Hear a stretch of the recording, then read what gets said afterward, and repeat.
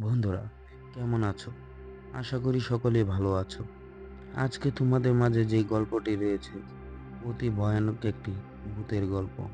আমাদের গ্রাম্য ভাষায় মাছ খেয়ে ভূতকে বলা হয় মাছছাদেও।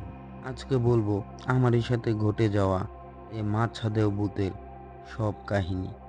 তো বন্ধুরা, গল্পটি যদি ভালো লাগে লাইক কমেন্ট শেয়ার দিয়ে পাশে থাকবে এবং পরবর্তী ভিডিও পাওয়ার জন্য সাবস্ক্রাইব করে রাখবে, যেন সবার আগে তোমাদের কাছে ভিডিওটা পৌঁছে যায়।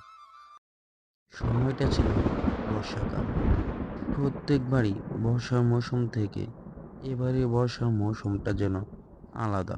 মেঘের ঘন ঘন শব্দে আকাশটা যেন ভেঙে পড়বে।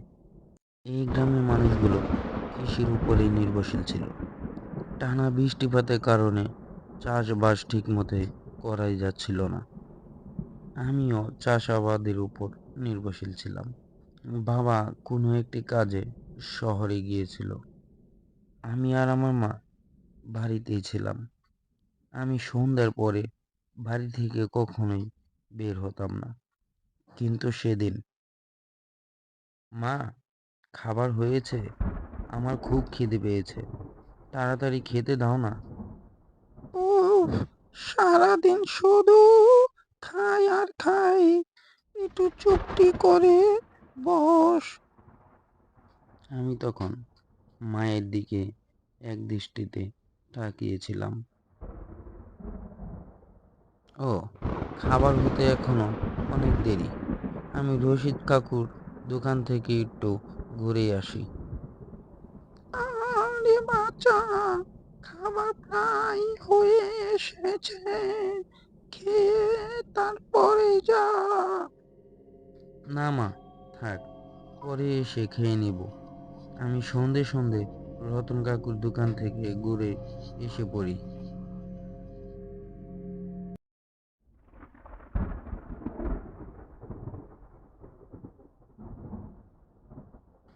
সেখানে গিয়ে দেখলাম গ্রামের কয়েকজন গল্প করছে। আমি পা চালিয়ে বসলাম।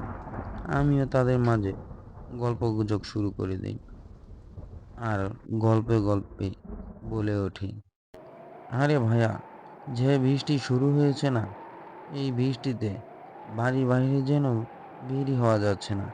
আর প্রচণ্ড বৃষ্টির কারণে আমাদের ফসলগুলো ডুবেছে। আরে ভাই, টেনশন কেন নিচ্ছ?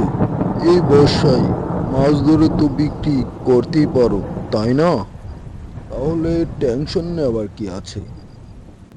আরে শোন, মাছ তো মেরে বিক্রি করাই যায়, কিন্তু ওদিকে যে বড় বিপদ আছে রে। তোরা যদি ওইখানে যাস, মনে হয় না আর ফিরে আসতে পারবি। ওই বট গাছের নিচে নাকি মাছ খেকো রাক্ষস থাকে। তাই বলছি ওইখানে তোদের না গেলে বেশি ভালো হয়। না গো কাকু, আমি তেমন ভূত ভূত বিশ্বাস করি না যে। আজকে রাতে আমি যাব সেখানে মাছ ধরতে, দেখি সেখানে মাছ ধরতে গিয়ে আমার কি হয়। আমার মুখের কথা শুনে সবাই এক দৃষ্টিতে আমার দিকে তাকিয়ে রইল। করিম ভাই আমাকে বলল, আরে ভাই, আমি তোর সাথে যাবো রে, আমাকে তুই নিয়ে যাস। এই ভূত ভূত বলে কিছু আছে বই আমার তো মনে হয় না। হ্যাঁ ঠিকই তো বলেছ, ভূত বলে আবার কিছু আছে নাকি? আমি তো কখনো দেখিনি। তাহলে আমি এখন আসি। আমি যাবার সময় তোমাকে ডাক দিয়ে তোমার বাড়ি থেকে আমি আমার সঙ্গে করে নিয়ে যাব।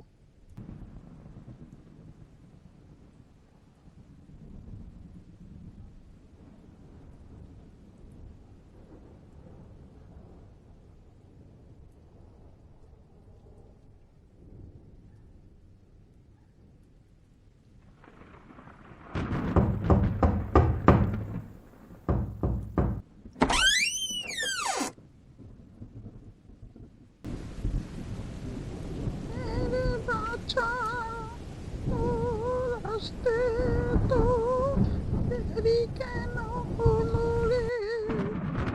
আমি তখন মাকে কোনো উত্তরই দেইনি। তাই মা খেতে দিয়ে আমাকে জিজ্ঞেস করলো, "এ রে বাচ্চা, তুই তো কখনো এত রাতে বাড়ি ফিরিস না। তাহলে আজ তুই কোথায় গিয়েছিলি? সত্যি করে বল। ও মা, কি যে বলবো, কাকুর দোকানে বসে গল্প করতে করতে কখন যে সন্ধ্যা হয়ে গেছে আমি নিজেই জানি না। তাই আর কি ফিরতে একটু দেরি হয়ে গেছে। আচ্ছা মা, তুমি কি খেয়েছো? আর হ্যাঁ মা, আমি আজকে করিম ভাইয়ের সাথে মাছ ধরতে যাব। তুমি দরজা দিয়ে শুয়ে পড়ো, আর টেনশন করো না, আমি তাড়াতাড়ি চলে আসবো। না বেটা, তোর মাছ ধরতে যেতে হবে না। তোর বাবা খুব শীঘ্রই ফিরে আসবে। না মা, তুমি যাই বলো, আমি আজকে মাছ ধরতে যাবই যাব। তুমি আমার জন্য কোনো টেনশন করো না তো। আমি আমার মায়ের কোনো কথাই শুনলাম না, বেরিয়ে গেলাম মাছ ধরার উদ্দেশ্যে।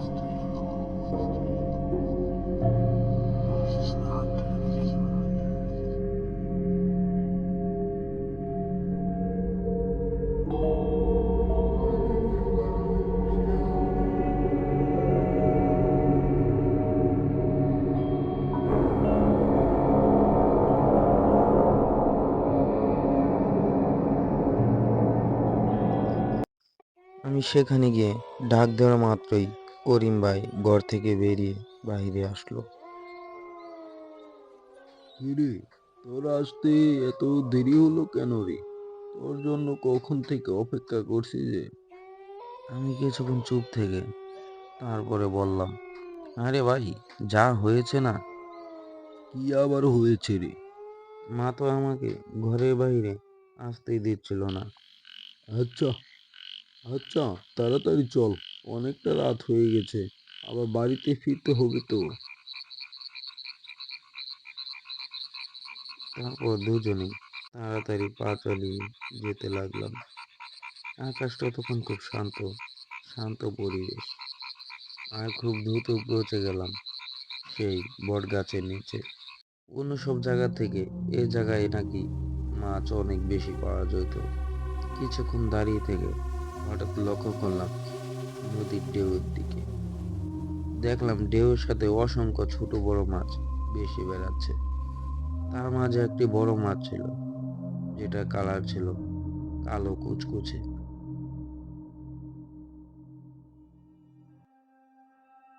দেখেছো করিম ভাই, কি বিশাল বিশাল মাছ! আজকে সব কটা মাছ যদি ধরতে পারি না, তাহলে বাজারে খুব বড় অঙ্কে বিক্রি করতে পারবো। আর ওই বড় মাছটা কম করে হলো 10,000 টাকা দাম। আরে হ্যাঁ, এখানে তো অনেক মাছ রয়েছে, কিন্তু আমার জানি কেমন ভয় ভয় লাগছে। চলো আমরা আজ চলে যাই, পরে না হয় একদিন এসে মাছ ধরা যাবে। আরে কি বলছো, এখানে এসে হাতের কাছে মাছগুলো দেখে চলে যাব, তা কখনো হতে পারে না।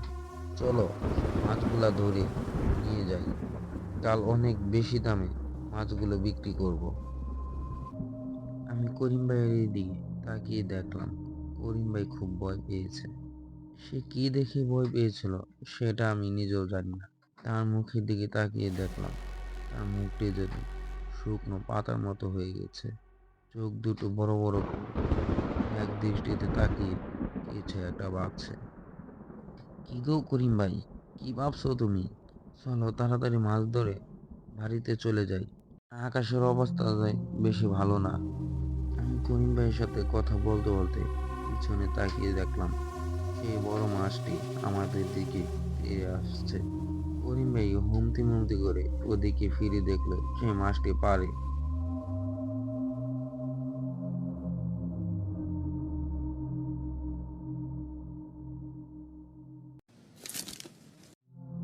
করিম ভাই দেরি না করে ফলাটি গেঁথে দিল মাছের মাথায়।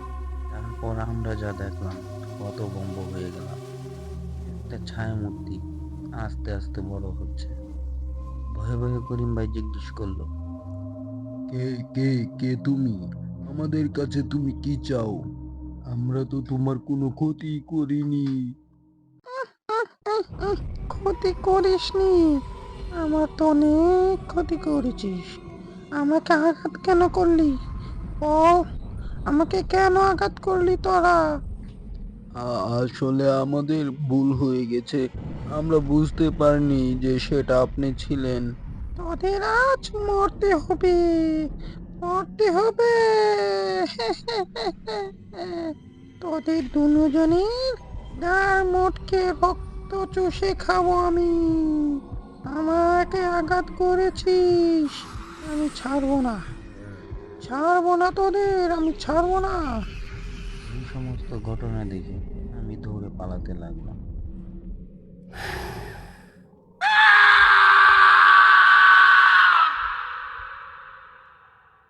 আমার মা আমাকে পড়ে থাকতে দেখে অনেক কান্না করছিল। পরের দিন সকালে গ্রামের সকলের মুখে মুখে শোনা যাচ্ছিল গ্রামের পাশেই সেই পুরনো বটগাছের নিচে নাকি মাথা কাটা একটি লাশ পড়ে আছে। আসলে আমার বুঝতে দেরি হলো না যে সেই লাশটি কার। কালকে করিম ভাই যে আমার সাথে মাছ মারতে গিয়েছিল, সে যে আর ফিরে আসেনি সেটা আমি ভালো রকম বুঝতে পারছিলাম। তাই আমি দ্রুত পা চালিয়ে সেখানে গেলাম।